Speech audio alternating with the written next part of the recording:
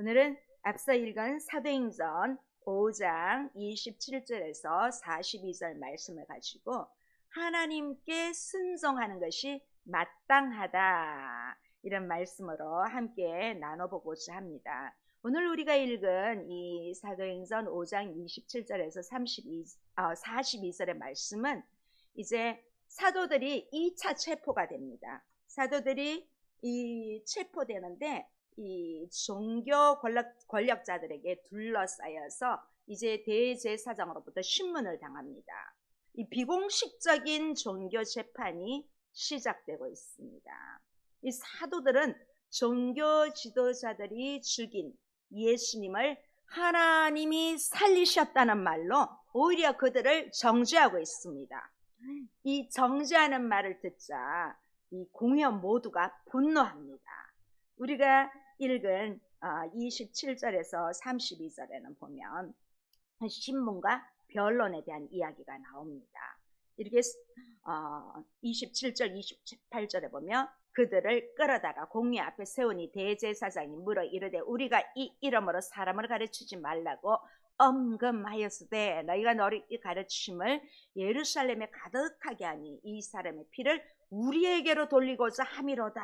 이렇게 하면서 이 성전 맡은 자와 무리가 말씀을 전하고 있는 이 사도들을 끌고 이제 대제사장 앞에 세웁니다.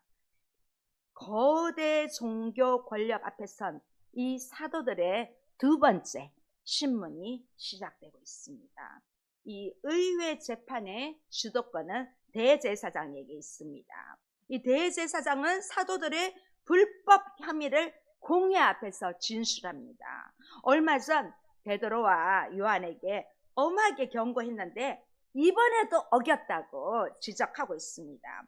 우리가 그 28절에 나오는 이 이름은 바로 예수님의 이름입니다.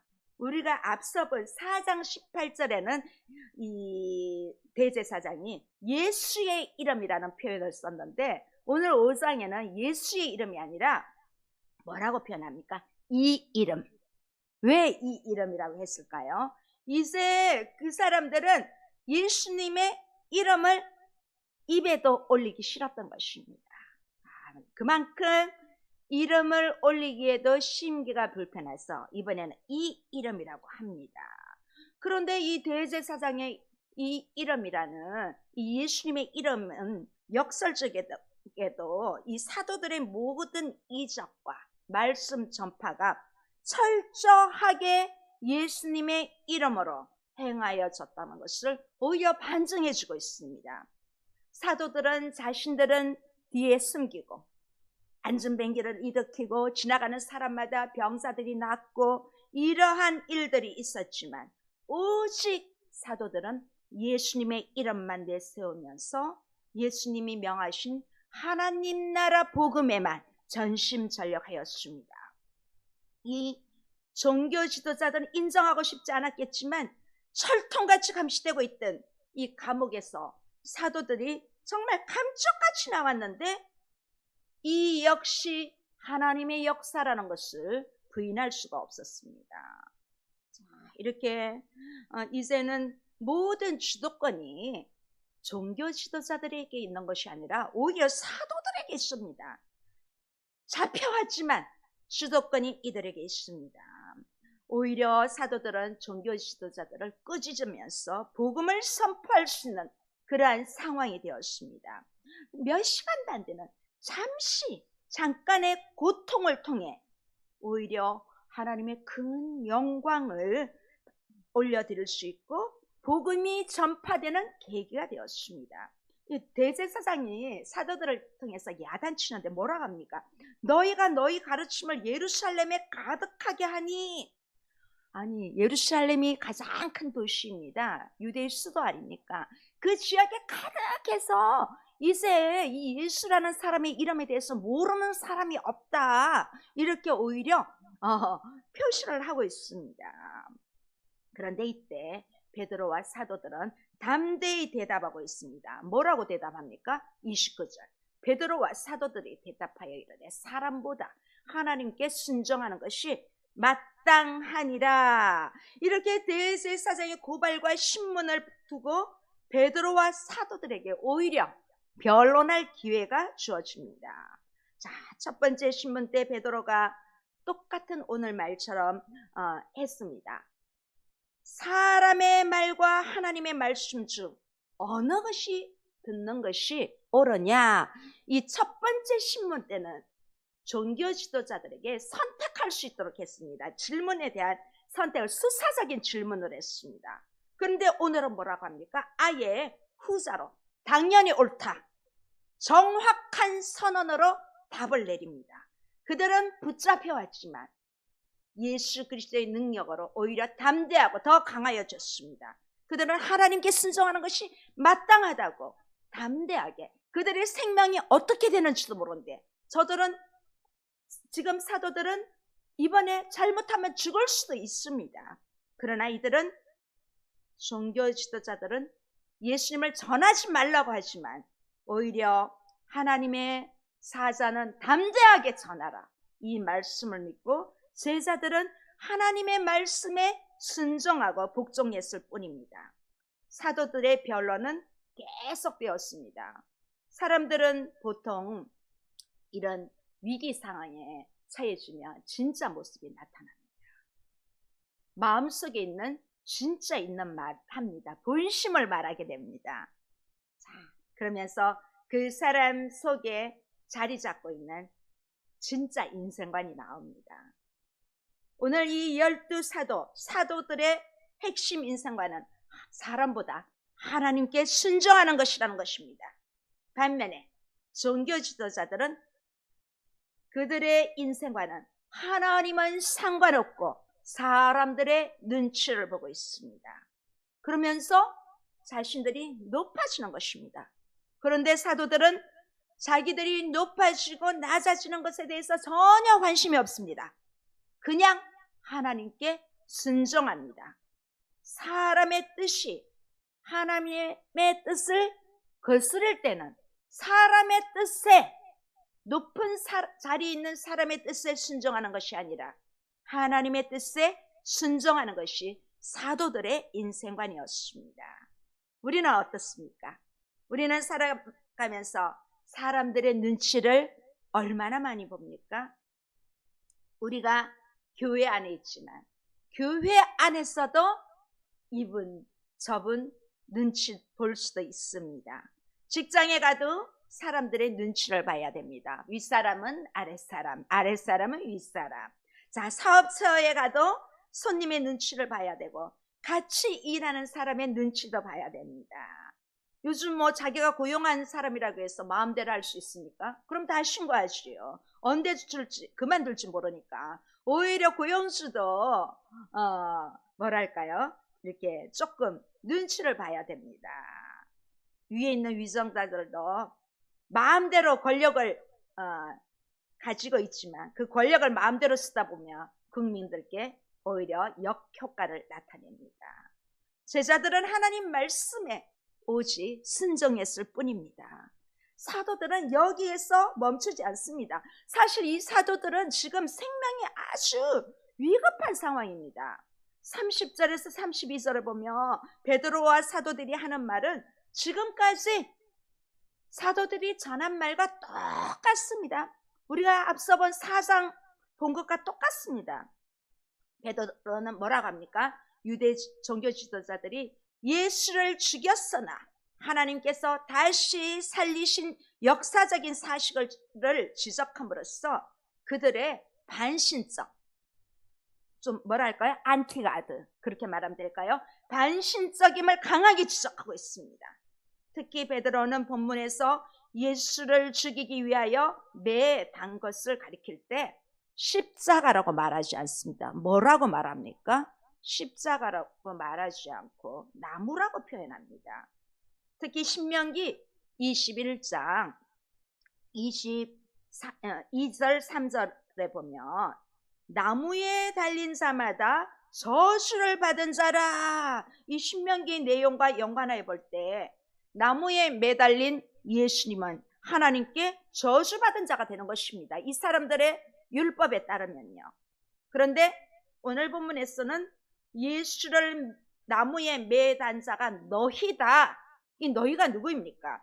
대제사장과 지금 공회에 모인 유대 종교 지도자들로 지적하고 있습니다.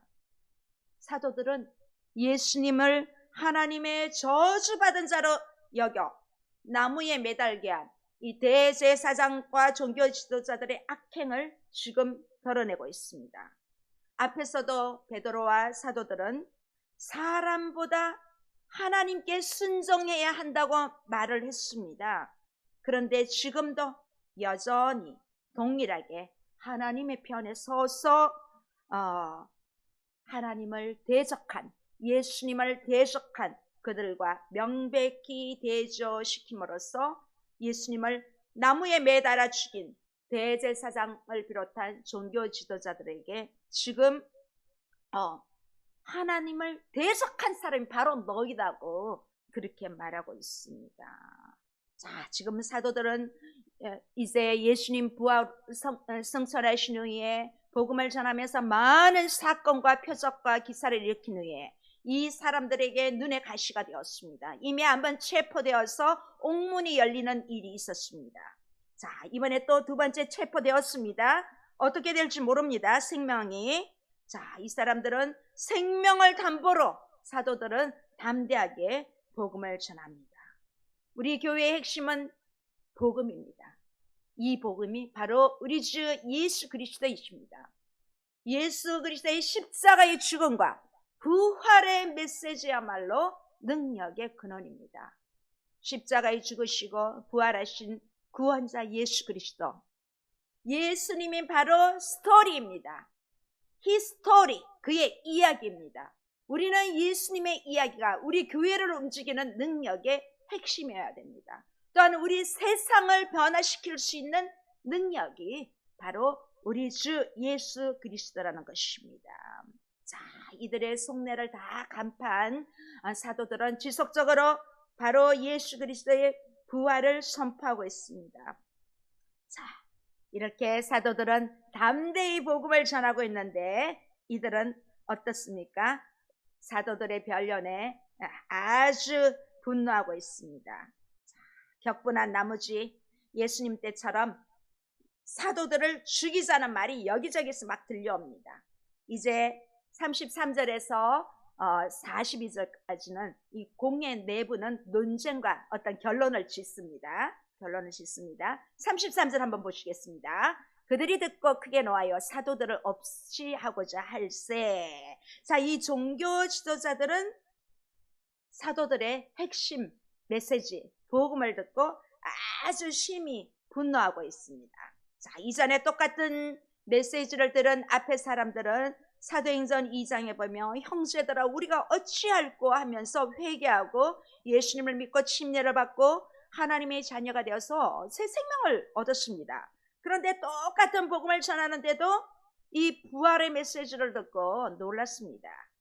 완전 그리고 크게 노하기까지 합니다. 네, 33절 보면 크게 노하여. 자, 예수님을 십자가에 못 박은 무리들을 선동했던 사탄이 이제 예수님의 부활의 메시지를 전하는 사도들을 아예 없애버리라고 종교 지도자들을 종용하고 있습니다.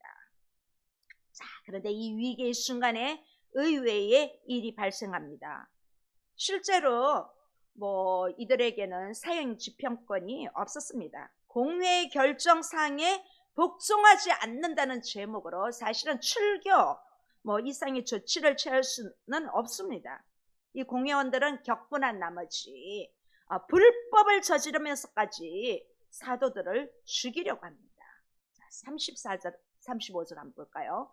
바리새인 가말리엘은 율법 교사라 모든 백성에게 존경을 받는 자라 공회 중에 일어나 명하여 사도들을 잠깐 밖에 나가게 하고 말하되 이스라엘 사람들아 너희가 이 사람들에게 대하여 어떻게 하려는지 조심하라. 누가 나옵니까?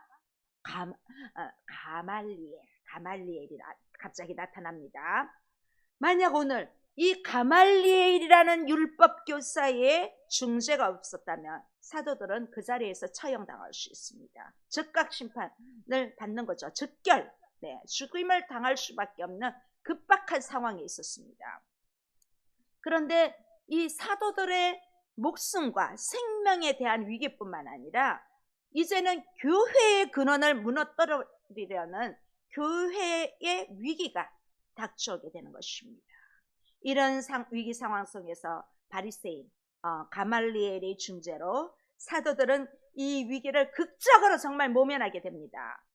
우리가 볼 때 어떤 위급한 일이 발생하였을 때 어떤 이야기 말을 잘하냐 이것도 중요하지만 누가 그 말을 하는가가 어쩌면 더 힘이 있습니다. 자, 똑같은 말을 해도 좀 힘이 없는 사람이 하는 것과 힘이 있는 중요한 사람이 말하는 것이 무게가 좀 달리 느껴집니다. 여러분 사회생활하면서도 그렇지 않습니까?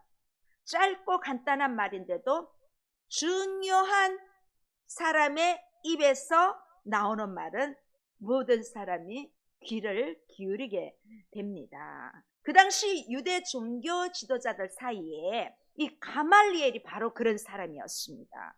이 가말리엘은 바리새인이었고 율법 교사였습니다.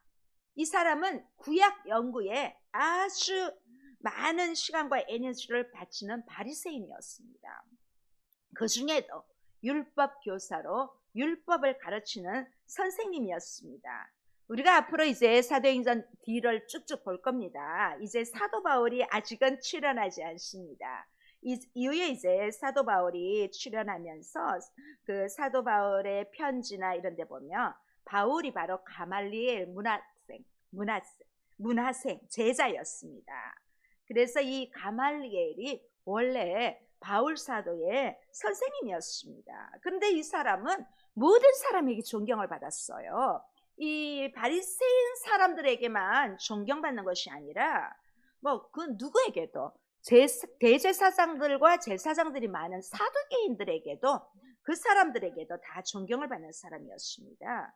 이 가말리엘은 그냥 단지 성경 지식만 갖춘 그런 사람이 아니라 인품도 훌륭하고 지혜가 많았던 사람이라는 것을 알 수가 있습니다. 자, 이렇게 사도들을 없애버리겠다고 흥분해서 분노하는 사람들이 냉정을 되찾도록 해준 사람이 바로 이 가말리엘입니다.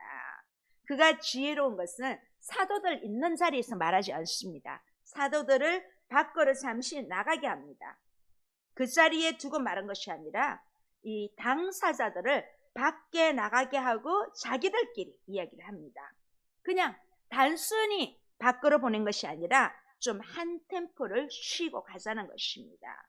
결국 역사의 주관자이신 하나님은 전혀 복음과 상관없는 바리새파 사람인 가말리엘을 사용하여서 사도들을 죽음의 위기에서 건져주십니다. 이 사도들의 구출은 막 태동한 교회를 굳건하게 세우고 또 온 세계에 복음을 전파하도록 생명을 보호하신 하나님의 섭리의 결과였습니다. 가말리엘은 지금 막 격분해서 감정이 막 격양되어 있는 공회원들을 이스라엘 사람들로 호칭을 하고 있습니다. 자, 지혜가 없으면 이렇게 하지 못합니다. 이 이스라엘 백성이란 말은 하나님의 언약 백성이라는 것을 다시 한번 말해주고 있는 것입니다. 생각나게 하는 그러한 호칭입니다. 그러면 어떻게 해야겠습니까? 이스라엘 백성이 아무렇게나 생각 없이 해서 되겠습니까? 자, 이렇게 감정에 따라 행하지 말고 먼저 하나님의 뜻이 무엇인지를 구해야 한다는 사실을 함축적으로 이스라엘 백성이라고 말하고 있습니다. 이 가말리엘은 다들 화가 나가지고 저 사도들을 다 죽이겠다고 날뛰던 그때 그 감정이 이렇게 흔들리지 않고 아주 침착하게 자기 마음을 유지한 아주 지혜롭고 인품이 뛰어난 그러한 사람입니다. 또한 이 가말리엘은 정말 솔로몬 같은 지혜자로 불리는 숨은 제자입니다. 또 이 사람은 역사의식도 있는 사람입니다. 지혜로운 데다 역사의 의식까지 있습니다. 우리 36절에서 37절 이전에 드다가 일어나 스스로 선전하며 사람이 약 400명이나 따르더니 그가 죽임을 당할 때 따르던 사람들이 흩어져 없어졌고 그 후 호적하러 갈 때 갈릴리의 유다가 일어나 백성을 깨었다. 따르게 하다가 그도 망한 줄 따르던 모든 사람들이 흩어졌는다. 여기 36점 37절을 보면 두 사건이 나옵니다. 자, 이 사건은 아마 한 1세기 한 초반에 일어난 사건으로 봅니다. 처음에 36절에 누가 나옵니까? 드다. 이 드다라는 사람이 나옵니다. 뭐 이 드다라는 사람은 학자들에 따라서 뭐 좀 이렇게 아주 좀 혁명가로도 보고 일반인들로 보고도 합니다. 근데 이 드다라는 이름이 흔한 이름. 우리 성경에 보면 뭐 요셉, 야곱 이런 이름도 흔하잖아요. 그렇죠? 우리 한국 사람들도 똑같은 이름이 있습니다. 그렇죠? 그것처럼 이 드다는 좀 흔한 사람이었고 그때 약간 이렇게 조금 이렇게 불만 있을 때마다 봉기를 들고 이렇게 일으켰던 사람들이 많이 있었는데 그 중에 한 사람이 아닌가 그렇게 보고 있습니다. 그게 가장 쉽습니다. 또 이 한 사람 중에는 누가 있습니까? 드다와 함께 유다라는 사람이 있잖아요. 이 유다는 호적하러 갈 때 갈릴리 유다가 백성을 깨어 따르게 했다고 하지요.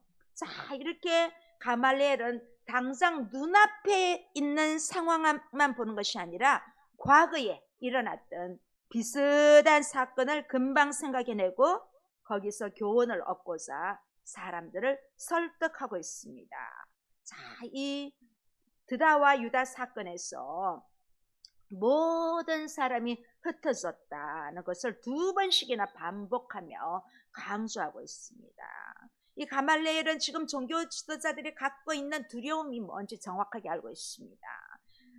이 종교 지도자들은 이 사도들이 전하는 말씀 자체도 싫었지만 더 두려웠던 것은 교회의 영향력이 자기들 종교 지도자들의 영향력보다 더 커지는 것이 싫었던 것입니다.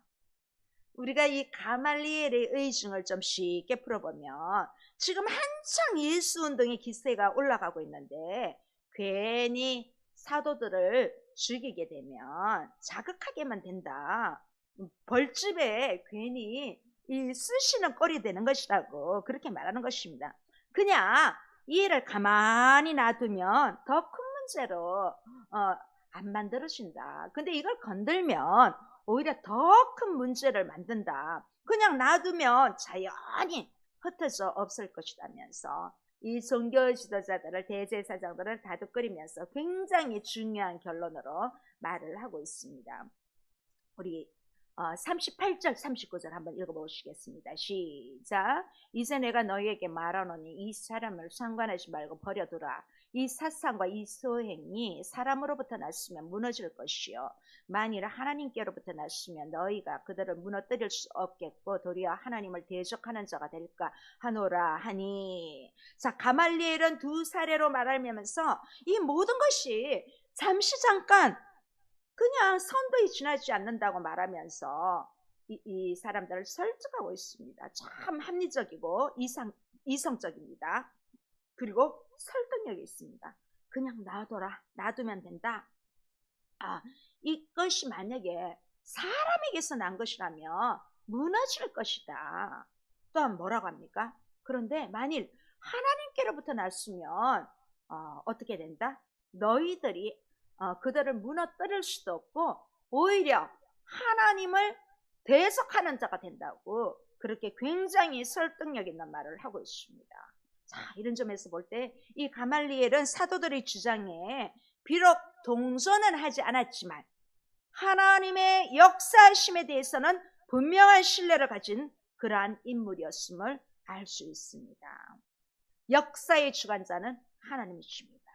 하나님의 역사에 대해서 인간은 철저하게 순응해야 한다는 이 신관과 역사관을 가지고 있는 가말리엘의 발언입니다. 결국 가말리엘의 공회원들에게 말한 내용의 강조점은 하나님을 대적하는 자가 되지 말라고 하나님의 말씀을 연구한다는 사람이라는 대제사장과 제사장 율법학자들이 어떻게 하나님을 대적한다 백성들에게 그런 말을 듣고 싶냐 이렇게 말하는 것입니다. 자, 이렇게 정말 이 이유로 이 가말리엘의 말처럼 하나님의 섭리와 역사의 엄정성을 신뢰하는 이 가말리엘의 현명한 발언은 이후의 교회 역사가 계속적으로 증명되고 있습니다. 초대 예루살렘 교회 이후로 많은 교회가 세워집니다. 이제 베드로가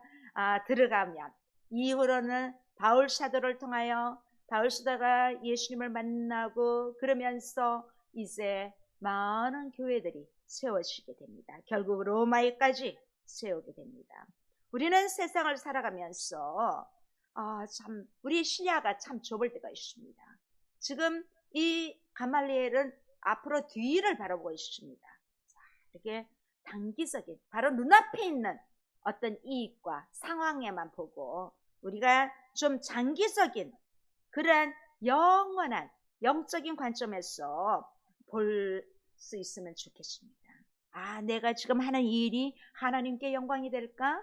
지금 이 일은 내가 하면 사람들이 좋아할 텐데 이런 현명한 지혜가 우리에게도 가말리엘처럼 그러한 은혜가 있기를 주님의 이름으로 축원합니다. 자, 가말리엘의 부족한 점에도 불구하고 사도들의 편에 서서 같이 거들진 않았지만 사도들이 죽지 않도록 결정적으로 막아주었습니다. 우리 인간의 부족함에도 불구하고 하나님께서는 우리를 사용하여서 하나님의 역사, 사도행전은 28장까지 있습니다. 이 사도행전 29장의 역사를 나를 통하여, 우리를 통하여, 우리 교회를 통하여, 우리 민족을 통하여 나아갈 줄 믿습니다. 또 우리가 신앙생활하면서 사회생활하면서 또 하나님은 때로는 세상의 권력자나 지혜로운 사람을 통해서 우리를 돕고 교회를 보호해 주기도 합니다. 이러한 상황에 사도들의 반응은 어떠합니까? 우리 40절 한번 보시겠습니다. 40절. 그들이 옳게 여겨 사도들을 불러들여 채찍질하며 예수의 이름으로 말하는 것을 금하고 놓으니, 자, 냉철한 판단력과 역사적 예증으로 논리 정연하게 이 신정론을 펼친 가말리엘의 연수를 듣고 있던 유대 지도자들이 한 사람 한 사람씩 그의 말을 받아들이기 시작합니다.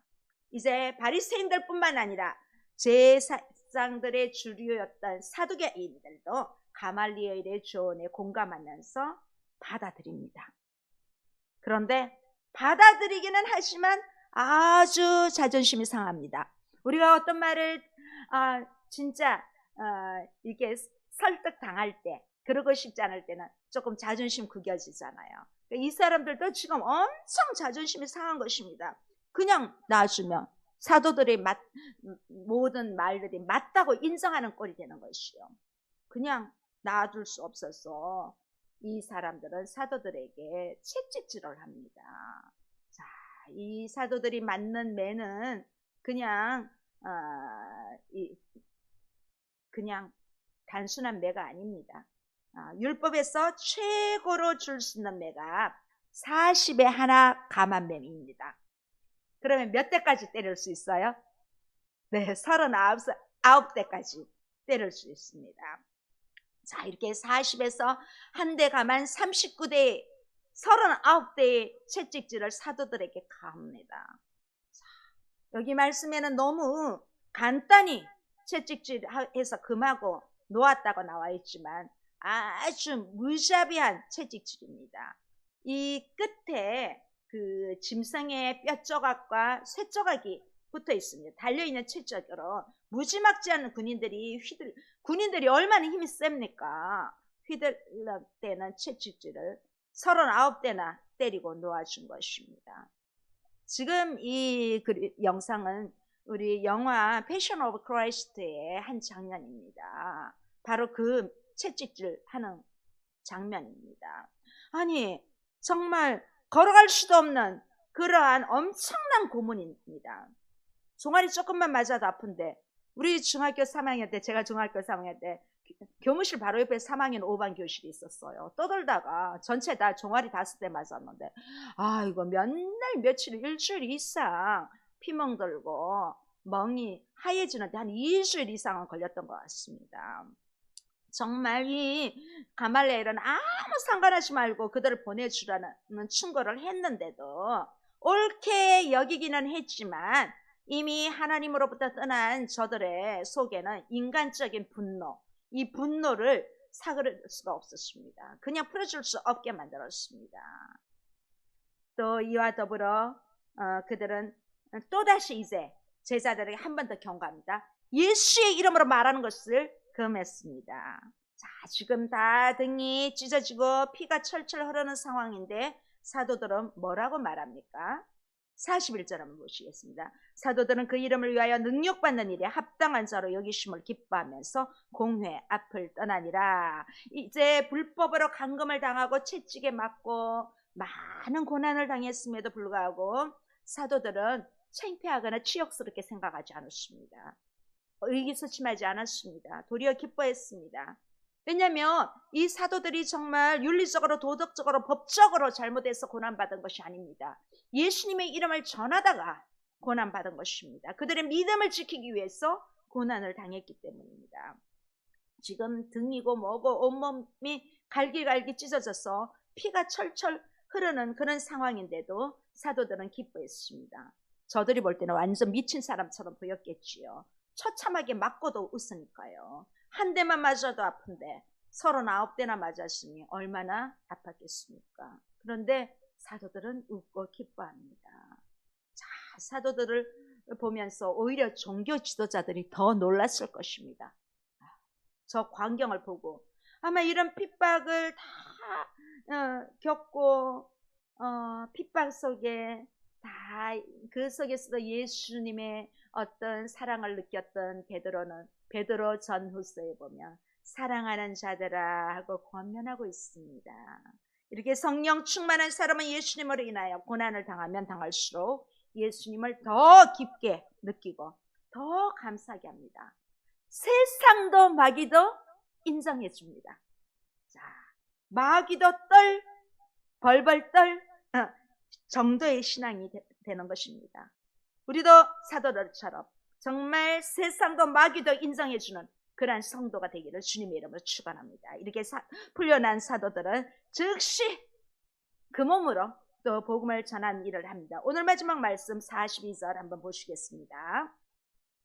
그들이 날마다 성전에 있든지 집에 있든지 예수는 그리스도라 가르치기와 전도하기를 그치지 아니하니라.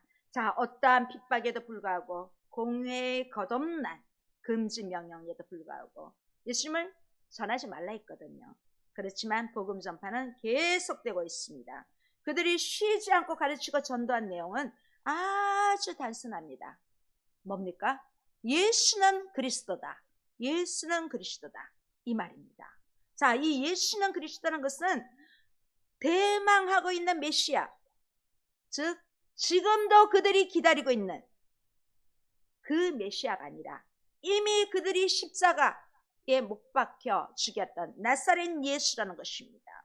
이 말 속에는 더 이상 다른 메시아를 기다리지 말고 너희들이 유대인들이 십자가에 못 박혀 죽으시노나 부활 승천하셔서 구주가 되신 그 예수님을 메시아 그리스도로 받아들이라는 촉구가 있습니다.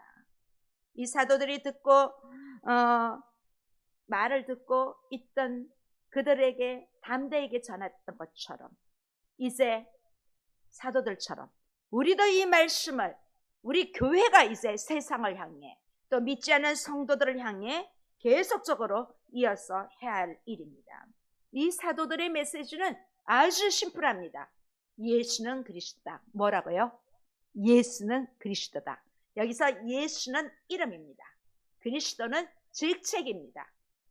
이 그리스도는 헬라어로 크리스토스라고 합니다. 기름 부음을 받은 자, 구원자라는 뜻입니다. 히브리어는 우리가 잘 아는 메시아입니다. 자, 처음부터 끝까지 사도들의 메시지는 예수님이었습니다. 자, 그들은 가르치기와 전도하기를 그치지 않았습니다. 사도들은 예수가 그리스도이심을 날마다 전했습니다. 우리도 사도들처럼 날마다 예수가 그리스도라는 이 복음의 메신저가 되기를 주님의 이름으로 축원합니다.